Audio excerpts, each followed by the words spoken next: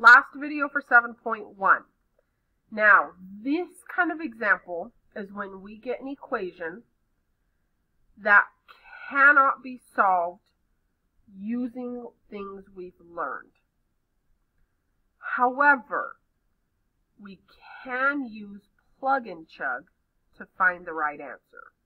For example, here's a warm-up. This is a question you should be used to. Is x equals -2 a solution of this? Now, if it just said, what are the solutions of this, that would have to be a calculator question. We don't have algebra techniques to find the solutions of that, to factor it. However, if it says, is this a solution of that, I could just plug it in and see. So -2 cubed plus -2 squared plus 4, and we would say, question mark, does this equal 0? Well, -2 squared is -8, -2 cubed. -2 squared is a +4, and then I have +4. We would say, does that equal 0? Why, yes, -8 plus 4 plus 4 is 0. Check.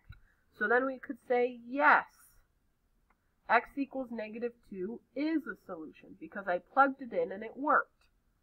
Well, now let's take this to a calculus level. It says, this is my differential equation. If you tried to do what we've just been doing by separating the variables and integrating both sides, you'll find this doesn't work. We don't have means to do this by hand.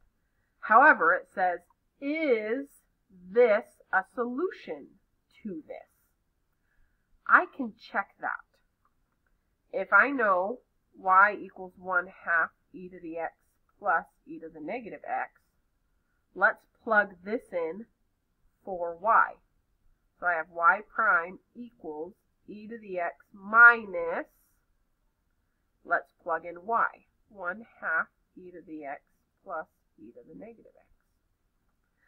Now we just need to find y prime and plug it in, and then see if the left-hand side equals the right-hand side. So let's take the derivative of this. So 1/2 e to the x, derivative of that is just 1/2 e to the x.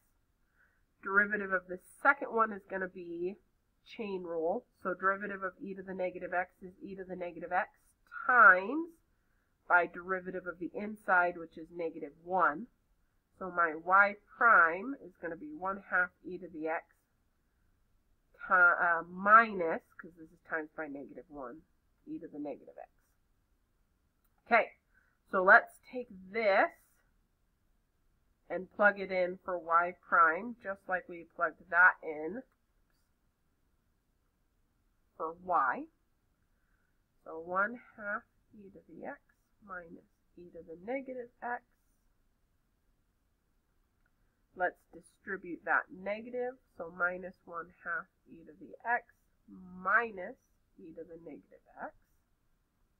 And now let's simplify and see, does this equal this?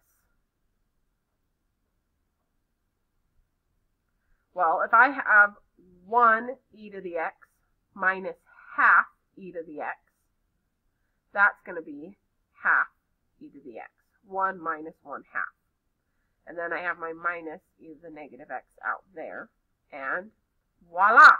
Left side equals the right-hand side, so we can say, yes, y equals this is a solution to that differential equation, just by plugging and chugging it in to see if they are equal to each other. So that is it for this lesson. You can go ahead and get started on your assignment.